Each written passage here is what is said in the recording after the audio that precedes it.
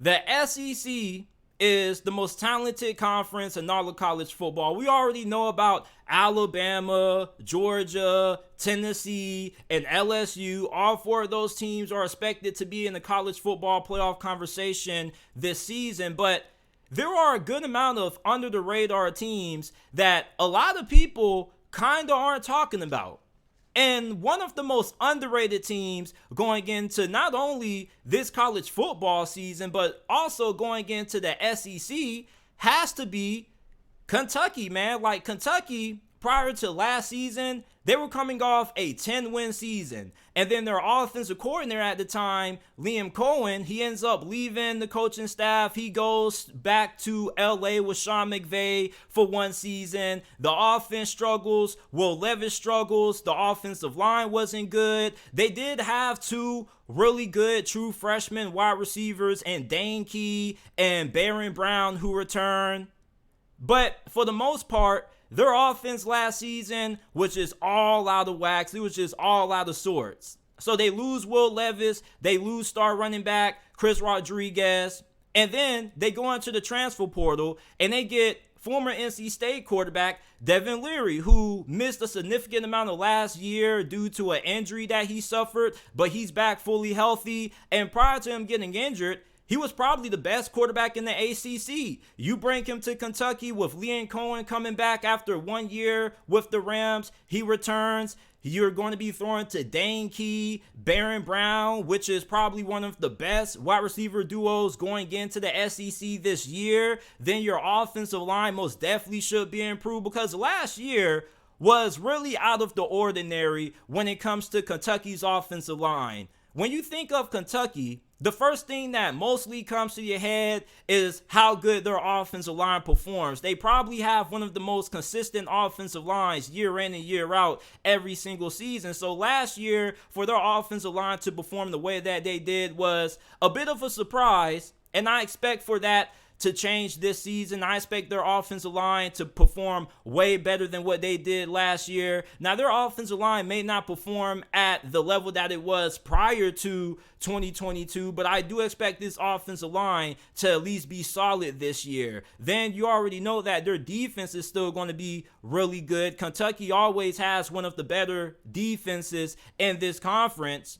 I think for Kentucky, they probably have a high chance of competing with Tennessee for the second best team in the SEC East this year. I know that may sound a little bit crazy because a lot of people are really excited about Joe Milton and Josh Heupel going into this year, but Kentucky is definitely a team that you guys need to keep your eyes on for this year, man. This team has some really talented players at wide receiver. You got your guy at quarterback in Devin Leary, who I think is probably going to be better than Will Levis. Will Levis, he wasn't bad, but the dude was really reckless with the football, especially late in games. With Devin Leary, you're going to have somebody who is a better passer, somebody who is way better at reading defenses and doesn't make the same amount of critical mistakes that Will Levis did late last year. Like, do you remember that Ole Miss game when Will Levis had fun with the football and it sealed the victory for Ole Miss? Those are the kind of mistakes that you're not going to see that often out of Devin Leary at QB. And Mark Stoops is one of the better coaches in college football. He's probably the second most underrated coach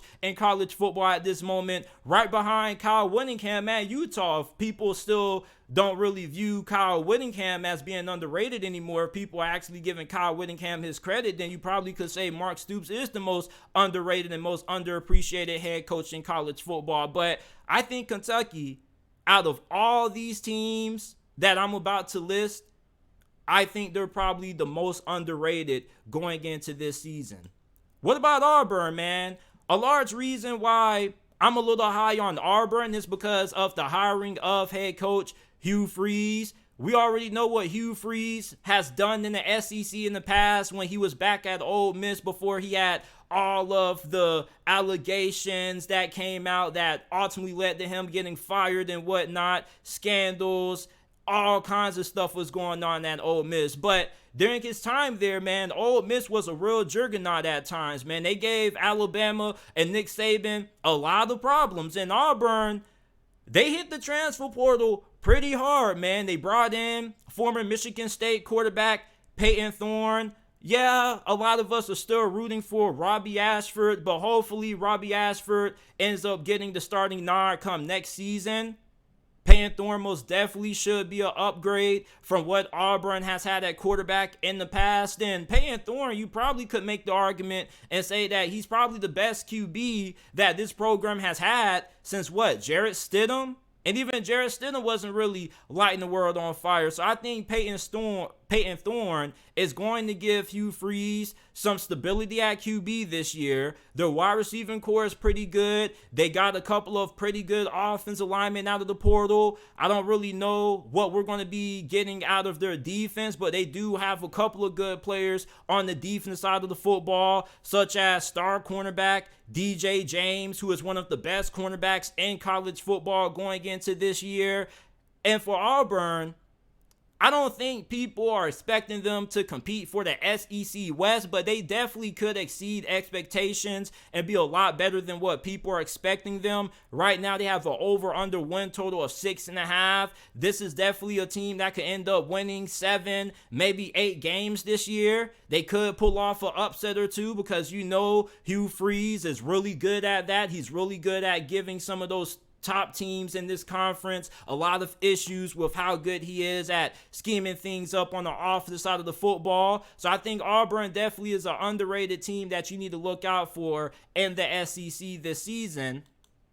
And then you have Texas A&M, man. Now, Texas A&M probably wouldn't fit the criteria of being underrated in most people's eyes, but they're underrated in my opinion, because most people, when you ask them how they feel about Texas A&M going into this year, they expect them to bounce back, but they probably think they're going to win somewhere between 8 to 9 games. But I'm expecting Texas A&M to actually be competing for the SEC West title this year, man. Like, they have a roster that's just as good as LSU's. Now, they may be a tad bit below Alabama from a talent standpoint, but I definitely think they have more than enough talent to be able to win the SEC West this year. And plus, Jimbo Fisher, he's a pretty solid head coach. The only thing he needs to do is let Bobby Petrino cook and let Bobby Petrino call the plays on offense. As long as Bobby Petrino is calling the plays for this offense this year with Connor Wigman at QB, I think there's no reason why Texas A&M shouldn't be competing for the SEC West title. I definitely think that this is the year Texas A&M could be popping off. Like,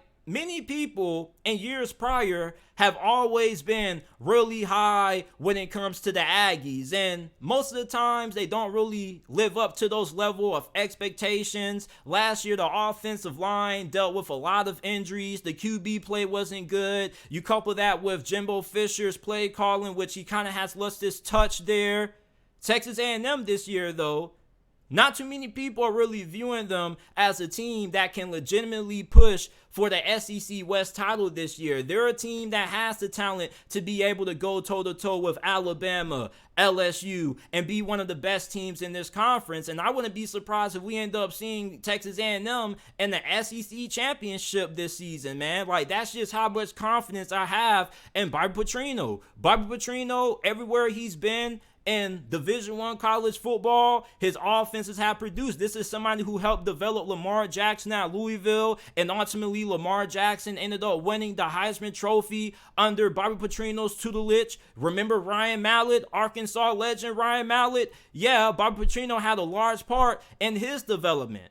So with Connor Wigman, Jimbo Fisher, not too long ago, when Connor Wigman had first committed to Texas A&M, and then he signed his national letter of intent to play for the Aggies on National Early Signing Day, I believe. Jimbo Fisher actually came out and said that he believed that Connor Wigman was the best quarterback coming out of that recruiting cycle. And when you look at what Connor Wigman did at times last season for Texas A&M, he looked pretty good at times. Now, he did have some bad games, but for the most part, I like what I saw out of Connor Wigman in his freshman season starting for the Aggies. And going into this year with him having a way better play caller at the helm calling the plays, and you already have a really good group of wide receivers, There's no reason why this Texas A&M offense shouldn't improve. Now, their defense is stout. Their defensive line is really good. Their secondary is really good. Your only concerns that you have with Texas A&M is going to be, how are the linebackers going to do?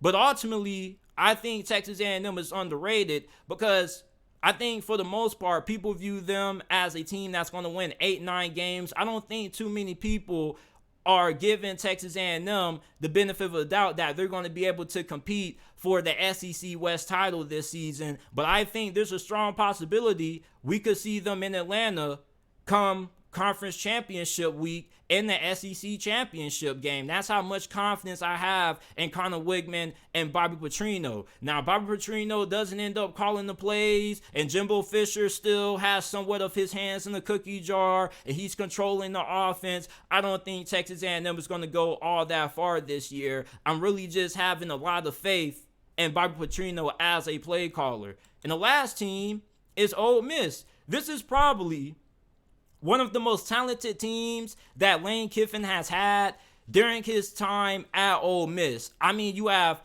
Quinshon Judkins, who was the best running back in college football last year. He had over 1,500 rushing yards, 16 touchdowns. He was averaging nearly 6 yards per carry behind one of the best offensive lines in college football. This is an offensive line that returns 4 out of 5 starters. Their offensive tackle situation is phenomenal. Both of their 2 tackles are most likely going to be playing on Sundays. The wide receiver group is really good, even though I'm really hurt about what happened with receiver Chris Marshall. I wish he would have had his act together, because if he would have been able to play for Ole Miss this season and he never got booted off the team, he would have had a really fantastic season in that Lane Kiffin system. But despite losing him, they're not too shabby at wide receiver. They return slot receiver Jordan Watkins. You have transfer wide receiver out of Louisiana Tech, Trey Harris, who last year for Louisiana Tech, he had 65 receptions, 935 receiving yards, and he also caught 10 touchdown passes. He was a first-team Conference USA selection. And then you got Dayton Wade, who returns. He gives you some depth there. A lot of Rebels fans are really excited about tight end Michael Trigg. Some Ole Miss fans think that he can end up becoming the second best tight end in this conference this season behind Brock Bowers. Now, I don't really know about the defense. They got Pete Golding, who left Alabama to come coach under Lane Kiffin. I'm not really a big fan of his defenses. His defenses weren't really good during his time at Alabama, and I'm not really expecting the defense to improve all that much, even though I don't think your defense can be any worse than what it was last year for Ole Miss.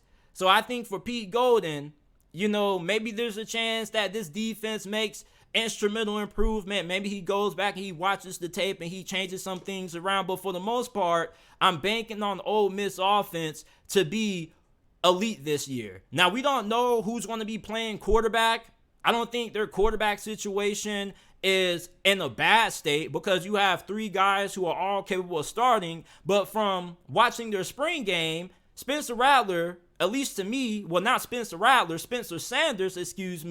looked like the best quarterback for Ole Miss. He transferred from Oklahoma State, and he was one of the better quarterbacks in the Big 12. The problem with Spencer Sanders isn't talent. It's really just him being able to be consistent, because when you watch Spencer Sanders play, his highs are really high. When he's at his best and he's on fire, he's one of the best quarterbacks in college football. But his lows are really, really bad, man. When Spencer Sanders struggles, he turns the football over at a really high rate. He kind of ends up looking like a deer in headlights at times. Now, him going to Lane Kiffin, who does a really good job at working with quarterbacks and elevating the player QBs. Plus, he's going to have a way better offensive line. When he was playing for Oklahoma State, man, this guy was running for his life back there behind that offensive line. Plus, they didn't really have too much talent at wide receiver. So he's going to an Ole Miss team that is really good at wide receiver, has a fantastic offensive line. You're going to be getting coached up by one of the best offensive minds in college football right now, in Lane Kiffin. So I think if Spencer Sanders ends up getting the start, Ole Miss is going to be really good. But if they end up going with Jackson Dart, I don't think they would be too bad. I definitely think he could end up improving going into his second season in that system. But those are the teams that I think are the most underrated going into this upcoming college football season, man. I really am banking on Texas A&M to be able to compete for the SEC West title this year. Kentucky, I definitely think they should end up bouncing back and going toe-to-toe with Tennessee for runner-up in the SEC West this year. But these are my most underrated teams in the SEC for the upcoming 2023 college football season.